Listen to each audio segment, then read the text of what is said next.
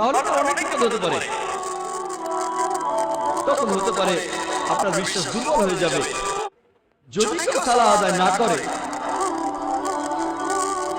তাহলে তো অনেক বিপদ হতে পারে। তখন হতে পারে আপনার বিশ্বাস দুর্বল হয়ে যাবে, অথবা এই বিশ্বাসটা চলেও যেতে পারে। কারণ মানুষ আসলে মনে করে পৃথিবীতে তার যে সম্পদ আর সম্মান আছে এর কারণ হলো পৃথিবীর সব বস্তুগত জিনিস। এভাবে সে আল্লাহ সুবহানাহু ওয়া তাআলার কাছ থেকে দূরে সরে যায়। এই নিয়ম শৃঙ্খলার অভাবেই সে আল্লাহ সুবহানাহু ওয়া তাআলা থেকে দূরে সরে যায়।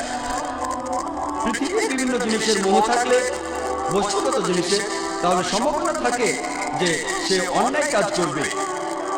এভাবে সে সিরাতাল মুস্তাকিম থেকে দূরে সরে যাবে, সরল পথ থেকে। মনের ভিতরে তখন শান্তিও থাকবে। আপনার কাছে যে পরিমাণ সম্পদ থাকুক না কেন, এই সম্পদ আপনাকে শান্তি দিতে পারবে না। আর মানুষজন যে কারণে সালাহ আদায় করে না সেটা হলো তাদের জ্ঞানের অভাব। পবিত্র কোরআন বলছে, সূরা ইমরানের 185 নম্বর আয়াতে উল্লেখ করা হয়েছে, কুল্লু নাফসিন যায়কাতুল মাউত, প্রত্যেক জীবকে মৃত্যু স্বাদ গ্রহণ করতে হবে। এবং কিয়ামতের দিন তোমাদেরকে তোমাদের কর্মফল পূর্ণ মাত্রায় দেওয়া হবে। এবং যাকে দোজখের আগুন থেকে দূরে রাখা হবে আর তাকে জান্নাতে দাখিল করা হবে, সেই হবে এই দুনিয়ার উদ্দেশ্য পূরণের সফলতা। কারণ নিশ্চয়ই এই পার্থিব জীবন একটা ছলনাময়, ভৌতিক কিছু না। সালাহ আদায় করলে অনেক উপকৃত হবে। সালাহ একটা জীবন দর্শন। সালাহ আপনার আত্মিক অবস্থানকে উন্নত করবে, পাশাপাশি শারীরিকভাবে উপকৃত হবে। সালাহ আপনার বিশ্বাসকে বাড়িয়ে দেয়, আপনার বিশ্বাসকে শক্তিশালী করে। পবিত্র কোরআনে সূরা আনফালের 2 নম্বর আয়াতে উল্লেখ করা হয়েছে যে সত্যিকারের বিশ্বাসী তারাই যাদের হৃদয় কম্পিত হয় যখন আল্লাহকে স্মরণ করা হয় আর যখন আল্লাহর আয়াত পাঠ করা হয়। এটা তাদের ঈমান বৃদ্ধি করে এবং তারা তাদের প্রতিপালকের উপর নির্ভর করে। পবিত্র কোরআন বলছে, সূরা ফাতিহার 5 থেকে 7 নম্বর আয়াতে উল্লেখ করা হয়েছে, ইয়াকা না'বুদু ওয়া ইয়াকা নাস্তাঈন, আমরা তোমারই ইবাদত করি, তোমারই সাহায্য প্রার্থনা করি।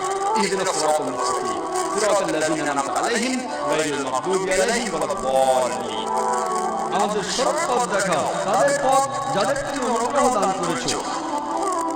তাদের পথ নয় যারা পথনিপতিত, যারা পথভ্রষ্ট। এতে আপনার জীবনের শৃঙ্খলা বাড়বে।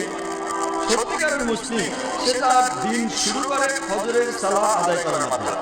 আর ফজরের সালার সময় মুয়াজ্জিন আযান দেওয়ার সময় বলেন, আসসালাতু খায়রুম মিনান নাওম, যে ঘুম অপেক্ষা সালাহ উত্তম, ঘুমিয়ে থাকার চেয়ে নামাজ পড়া উত্তম।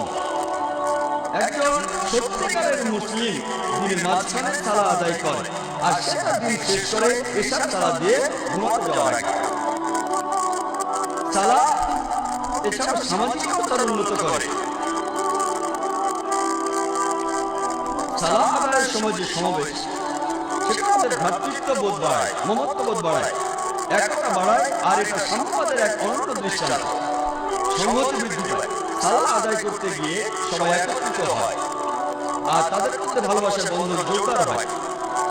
পবিত্র কোরআনে সূরা হুজুরাতের 13 নম্বর আয়াতে উল্লেখ করা হয়েছে, ইয়া আইয়ুহান নাস ইন্না খালাকনাকুম মিন যাকারিন ওয়া উনসা ওয়া জাআলনাকুম শুউবান ওয়া ক্বাবাইলা লিতাআরাফু ইন্না আক্রামাকুম ইনদাল্লাহি আতকাকুম ইন্নাল্লাহা আলিমুন খাবীর। হে মানুষ জাতি, আমি তোমাদের সৃষ্টি করেছি একজন পুরুষ ও একজন নারী হইতে, পরে তোমাদের বিভক্ত করেছি বিভিন্ন জাতি ও গোত্রে, যাতে তোমরা অপরের সাথে পরিচিত হতে পারো।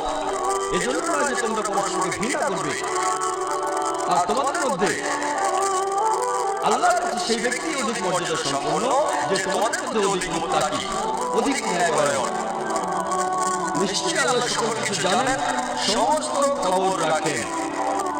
আল্লাহ সুবহানাহু ওয়া তাআলা আমাদের যেটাতে বিচার করবেন সেটা গোত্র নয়, বর্ণ নয়, ধর্মবিশ্বাস নয়, সম্পদ নয়, লিঙ্গ নয়, সেটা হলো তাকওয়া, অর্থাৎ ন্যায়পরায়ণতা, আল্লাহকে মেনে চলা এবং ধার্মিকতা।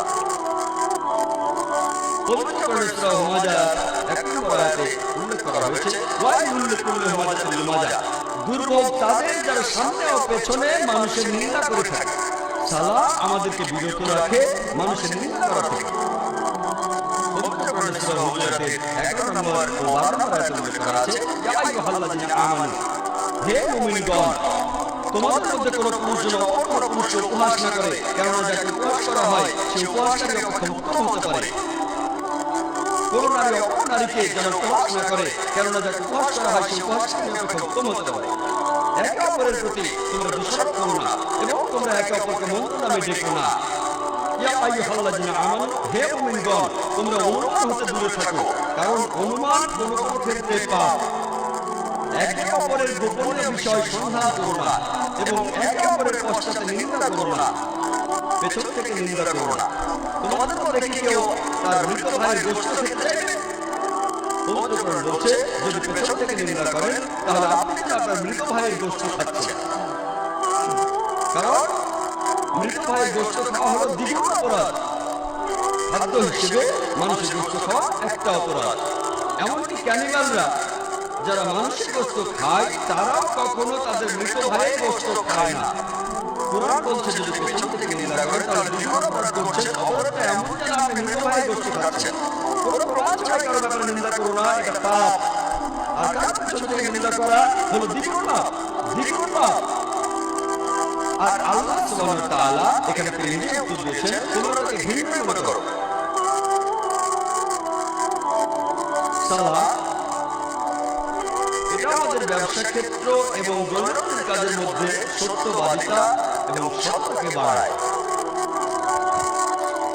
আমি আগে বলেছিলাম পবিত্র কোরআনে সূরা আনকাবুতের 45 নম্বর আয়াতে উল্লেখ করা হয়েছে, উতলু মা উহিয়া ইলাইকা মিনাল কিতাবি ওয়া আকিমিস সালাতা ইন্নাস সালাতা তানহা আনিল ফাহশাই